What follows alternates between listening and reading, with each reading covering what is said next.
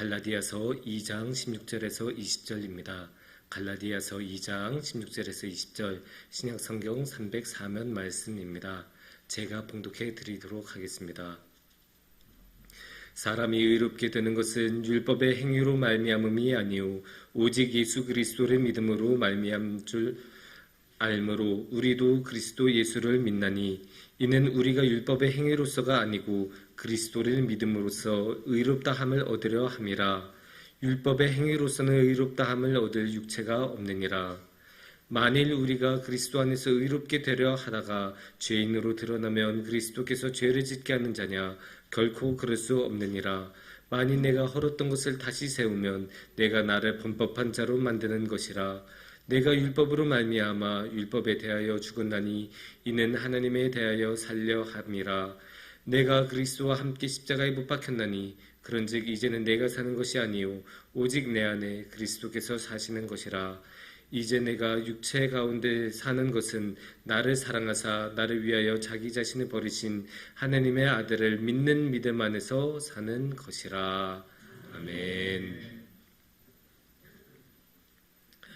사랑하는 성도님들, 교회력으로 보면 오늘이 무슨 날인지 혹시 아십니까?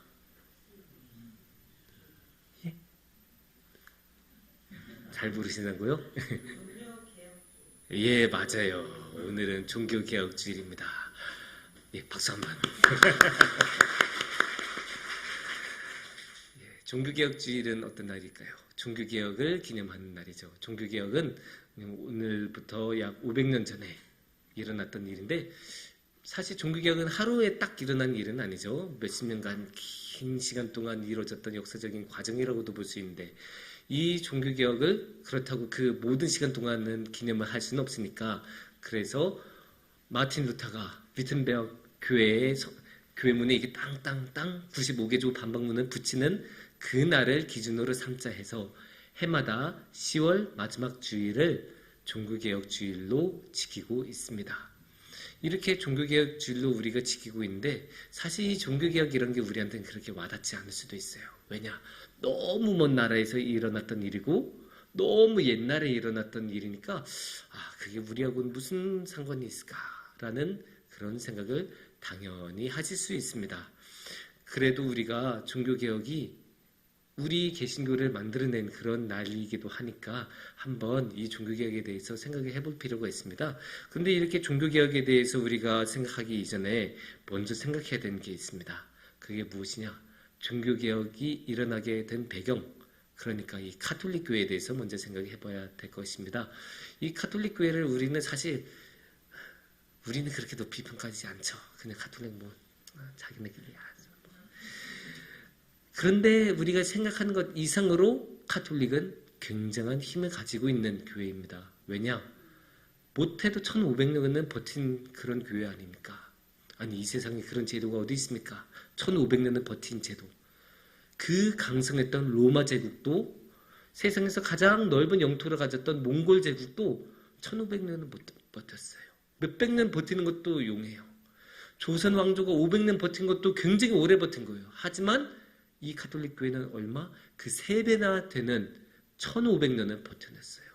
그러면 우리는 인정해야 돼요. 이 가톨릭 교회는 힘을 가지고 있구나. 가톨릭 교회는 오래 버틴 만큼 강하구나. 이것을 생각해야 합니다. 가톨릭 교회는 여러 가지 힘이 있는데 그 중에 가톨릭 교회가 가지고 있는 강력한 힘 중에 하나가 상징의 힘입니다. 그게 어떤 것이냐면 어디든 신부님이 딱 이 카라하고 신부복 입고 등장하면 다 신부님이구나 다 인정해요. 어느 누구도 뭐지? 이러지 않아요. 다 신부님 오셨구나 이렇게 생각해요.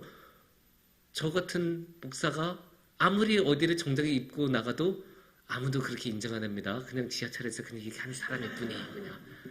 하지만 신부는 달라요. 신부는 딱 보면 어이구 신부님 오셨네 이 생각하거든요. 그러니까 검은 사제들이라는 영화 있지 않습니까?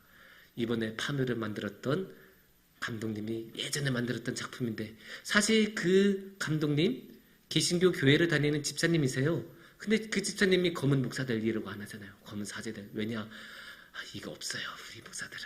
그 상징의 힘은 가톨릭이 있기 때문에 딱 가톨릭을 그럴 때도 쓰는 거예요. 그만큼 상징의 힘을 가지고 있고 또 그게 무엇으로 뒷받침이 되느냐. 결혼을 하지 않는다는 이 헌신이 있거든요. 그래서 한쪽에도 접고 들어가 준 거예요. 그래, 저 사람들은 결혼을 안 하지. 결혼도 안 하고 모든 것을 하나님께 바치지. 이런 식으로 인식을 받기 때문에 사람들이 이 신부에 대해서는 인정하는 측면이 있고 그런 상징의 힘이 카톨릭이 아무리 삐걱대고 힘들고 위기에 처했어도 이 1500년 동안 끌고 갈 수 있게 만들었던 아주 강력한 힘 중에 하나입니다. 그래서 카톨릭이 사실 그 1500년이란 긴 세월을 지낼 때 위기가 없었겠습니까? 얼마나 많은 위기가 당연히 있었겠죠. 너무나 많은 위기가 있었어요. 1500년이나 되는 그런 기간인데 몽골이 쳐들어올 때도 위기였고 러시아가 쳐들어올 때도 위기였고 독재가 일어날 때도 위기였고 수많은 위기가 있었는데 그 위기를 하나씩 다 견뎌냈어요. 그만큼 이 상징의 힘이 있었기 때문에 그게 가능했던 거예요. 그래서 여기서 우리는 생각해 볼 만한 게 카톨릭 교회가 이렇게 강력한 힘을 가지고 있고 이렇게 강력한 상징의 힘을 가지고 있는데 어떻게 개신교 교회는 그 강력한 힘을 이겨내고 이 카톨릭 교회라는 강력한 제도를 뚫고 나가서 나름의 교회를 만들어낼 수 있을까? 여기에 대해서 우리는 한번 생각해 볼 만합니다. 그동안의 카톨릭 내에서도 수많은 개혁운동이 있었고 수많은 반대운동들이 있었는데 모두 다 제압당하고 한 세대 두 세대 지나가면 모두 다 소멸했었거든요. 그런데도 개신교 교회는 끝까지 소멸하지 않고 살아남고 오늘날도 굉장히 강성한 교회를 500년이 넘는 시간 동안 이뤄내고 있습니다. 이거 특이하지 않습니까? 그러면 우리는 한번 봐야 됩니다. 우리 개신교 교회가 가지고 있는 진정한 힘은 무엇일까? 그렇게 관찰하고 뚫고 나간 데는 당연히 정치적인 배경도 있고 지리적인 배경도 있고 여러 가지 힘들이 작용했죠. 하지만 그런 것들은 당연히 우리 개신교가 가지고 있는 진정한 힘이 아니에요. 그러면 우리 개신교가 가지고 있는 진정한 힘은 무엇인가? 오늘의 말씀에서 그게 잘 나타납니다. 왜냐? 오늘의 말씀은 갈라디아서 말씀인데 로마서하고 갈라디아서 이 두 책이 마틴 루터가 가장 사랑했던 책이에요. 가장 사랑하면서 이 종교개혁의 신학이 아주 잘 나타나 있다고 대표적으로 뽑은 게 이 로마서하고 갈라디아서예요. 그리고 이 갈라디아서 말씀 중에서도 오늘의 말씀에서는 이 종교개혁의 종수가 아주 잘 담겨 있습니다. 그래서 먼저 16절 말씀을 보면 16절에서는 이렇게 말씀하십니다. 사람이 의롭게 되는 것은 율법의 행위로 말미암음이 아니오 오직 예수 그리스도를 믿음으로 말미암은 줄 알므로 우리도 그리스도 예수를 믿나니 이는 우리가 율법의 행위로서가 아니고 그리스도를 믿음으로써 의롭다 함을 얻으려 함이라. 율법의 행위로서는 의롭다 함을 얻을 육체가 없느니라. 아멘. 이렇게 말씀하시고 계신데 여기서 이 말씀의 핵심은 무엇일까요? 의롭다입니다. 보시면 이 구절 한 절 말씀인데 의롭다 말씀이 벌써 3번이나 나와요. 그만큼 의로움에 대해서 강조하는 거고 의로워진 것, 어떻게 하면 의로워질 수 있냐 이 방법에 대해서 고민하고 생각하는 그 사도 바울의 말씀을 볼 수 있습니다. 27절 말씀은 아니고요.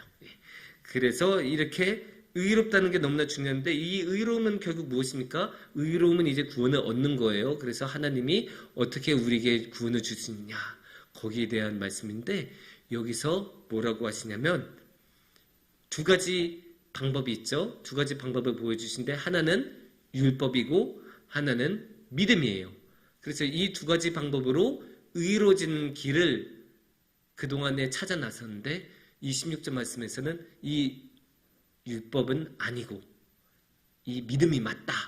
이렇게 지금 말씀하시고 계신 거예요. 그래서 정확하게 의로워지는 길은 믿음으로 가는 길이다. 그렇게 말씀하고 있습니다. 여기서 우리가 왜 이렇게 율법에 대해서 생각을 해야 되나? 믿음은 당연히 중요한 건데 왜 율법에 대해서 생각을 해야 되나라고 생각하실 수 있는데 이 당시 사도 바울이 이 말씀을 쓰실 때를 생각하면 그때는 다 유대인 출신들 아닙니까? 또 유대교를 잘 알던 사람들. 물론 이제 이방인 중에서도 예수님 믿은 사람들이 있었지만 많은 사람들은 유대교적인 배경 가지고 있었어요. 그리고 유대교에서는 당연히 율법이 너무나 중요한 신앙의 일부였습니다. 신앙의 핵심이라고도 말할 수도 있습니다. 왜냐? 유대교는 하나님의 말씀을 율법을 통해서 받았기 때문이에요. 그러니까 율법이 당연히 유대교 출신들에겐 중요할 수밖에 없어요. 아무리 예수님을 만났다고 해도 몇십 년 동안 살아온 게 있는데, 습관인데, 생활로 몸에 배어있는 게 있는데, 그럼 당연히 율법적인 마인드, 율법적인 행동, 율법적인 사고구조가 있을 수밖에 없죠. 그런데 그렇게 율법에 완전히 젖어 있는 사람들에게 율법이 아니야 라고 지금 사도 바울은 명확하게 말한 것입니다. 율법으로 하는 게 아니고 믿음으로 하는 거야. 사도 바울은 분명하게 이야기하고 있습니다. 그래서 이 율법이라는 것을 우리가 또 한번 생각해 봐야 되는데, 이 율법이 그럼 뭐냐? 여기서 오늘의 말씀에서는 26절 말씀에서는 그냥 율법이라고 하지 않습니다. 뭐라고 하시냐면 율법의 행위라고 합니다. 그러니까 이 율법의 행위는 하는 거예요. 율법은 그냥 머릿속에 집어넣고 생각하고 달달 암기하고 외우는 것이 아니라 뭔가를 하는 것, 하나님의 말씀대로 하는 것, 율법에서 써진 대로 하는 것이 율법의 행위잖아요. 그래서 옛날에는 이 율법의 행위로서 자신이 무엇을 함으로써 의로워지고 구원을 받을 수 있다고 생각했는데, 이제는 그게 아니라 믿음으로 구원을 얻는 거다. 그렇게 말씀을 하고 계십니다. 그렇게 율법의 행위를 통해서 자신의 업적을 열심히 쌓고 뭔가 이제 계속 축적하면, 그러면 이제 마치 통장의 잔고가 많이 쌓이는 것처럼 내 공로도 많이 쌓이고, 그래서 이 업적을 통해서 천국을 가는 티켓을 살 수 있겠구나. 이런 식의 사고 구조였었는데 그게 아니다. 그렇게 통장으로 이제 잔고 쌓고 자신의 업적을 쌓는 그런 게 의로워지는 방법이 아니고 오직 믿음을 통하는 것이다 라고 사도 바울은 명확하게 이야기하고 있는 거예요. 이게 우리가 생각해야 되는 게, 중세라고 해서 우리가 중세교회에서 대해서 되게 막 부정적으로 보잖아요. 우리는 종교개혁의 후예들이니까 그 종교개혁의 반대였던 이 중세교회에 대해서 되게 안 좋게 생각하는데, 이 중세교회라고 해서 신앙의 열정이 없었던 건 아니에요. 그들이 물론 타락한 길을 걷기도 하고 잘못된 해석을 하기도 하고 올바르지 않은 방법을 사용하기도 했지만, 그렇다고 해서 그들의 신앙의 열정이 없었냐? 아니에요. 그 사람들 신앙의 열정 굉장히 많았습니다. 수도사들 하루에 최소 5번씩 예배 드렸어요. 5번씩 예배 드리고 기도하고 필요하면 침묵으로 기도하고, 그리고 이제 육신이 죄를 짓는다고 해서 육신을 자기 몸을 계속 채찍으로 때리면서 기도하고, 얼마나 많은 노력을 했는지 몰라요. 얼마나 신앙적 열정을 가지고, 예전에는 성경을 필사할 때 여호와 아니면 하나님이란 말씀이 등장하기만 하면 목욕으로 딱 몸을 씻고 다시 와서 글을 썼다고 해요. 성경 필사했다고 해요. 감히 더러운 내 몸으로는 하나님을 이름을 쓰는 것조차도 난 못하겠다. 그만한 신앙적인 열정을 가지고 있었던 게 중세교회예요. 루터도 그랬죠. 루터도 중세교회에서 자라났던 사람이고 그렇게 신앙교육을 받던 사람이어서 이 율법을 따라서 모든 어마어마한 노력을 했어요. 정말로 하나라도 놓치지 않고 다 지키려고 했는데 안 돼요. 꼭 하나씩 놓치고 꼭 하나씩 실패하고 정말로 안 되는 거예요. 그래서 너무나 괴로워한 거예요. 나는 정말로 의로워지고 싶고 하나님의 말씀대로 살고 싶은데 그게 안 되는 거예요. 아무리 노력해도 하나님의 말씀대로 살 수가 없어요. 그렇게 하나님의 말씀대로 살 수 없으니까, 율법을 다 채울 수가 없으니까 당연히 16절 말씀의 끝자락에 나온 것처럼 율법의 행위로서는 의롭다 함을 얻을 육체가 없느니라. 어느 누군가가 아니에요. 얻을 육체가, 모든 사람이, 육체를 가진 모든 사람은 율법으로는 얻을 수 없다. 이거를 정확하게 못 받고 있는 거예요. 안 돼요. 아무리 노력해도 안 돼요. 모든 수를 써봐도 그거는 안 되는 일입니다. 그래서 이제 루터가 그렇게 기도하는 와중에, 수도하는 와중에, 또 이제 자신의 스승들하고 대화하는 와중에, 율법이 아니구나, 하나님의 의구나, 하나님이 믿음으로 주시는구나, 은혜로 주시는구나, 그거를 깨달으면서 이게 바뀐 거예요. 근데 여기서 우리가 봐야 되는 게, 이 율법의 행위라는 거 우리가 좀 더 자세히 봐야 돼요. 이 율법의 행위는 그냥 단순히 노력하는 게 아니에요. 왜냐? 이 율법의 행위를 없앤다는 것, 이 율법의 행위로 구원받지 못한다는 것은 생각해보면 율법의 행위를 결국 버리라는 거잖아요. 근데 이 율법의 행위라는 것은 무엇인가? 이 율법의 행위를 결국 누가 합니까? 우리가 하는 것 아니겠어요? 내가 하는 거예요. 내가 율법의 행위를 해서 구원을 받는다라고 옛날에 생각했는데 그게 아니라는 거죠. 그래서 이 율법을 버린다는 것은 결국 율법의 행위를 버리는 거고, 이 율법의 행위를 버린다는 건 결국 그 율법의 행위를 행동하는 자신을 버린다는 뜻입니다. 그거 어디서 볼 수 있냐? 20절 말씀을 보면 우리가 알 수 있습니다. 20절 말씀을 보시면 내가 그리스도와 함께 십자가에 못 박혔나니 그런즉 이제는 내가 사는 것이 아니요 오직 내 안에 그리스도께서 사시는 것이라. 이제 내가 육체 가운데서 사는 것은 나를 사랑하사 나를 위하여 자기 자신을 버리신 하나님의 아들을 믿는 믿음 안에서 사는 것이라. 아멘. 여기서 마지막에 보면 믿는 믿음 안에서 사는 것이라 라고 하죠. 그래서 이 20절 말씀은 믿음에 관한 말씀이에요. 믿음이 무엇인지, 믿음으로 어떻게 사는 것인지를 보여주는 게 이 20절 말씀이에요. 근데 그게 어떻게 시작하고 있어요? 내가 그리스도와 함께 십자가에 못 박혔나니. 그렇게 하시죠. 그리고 이제는 누가 산다고 해요?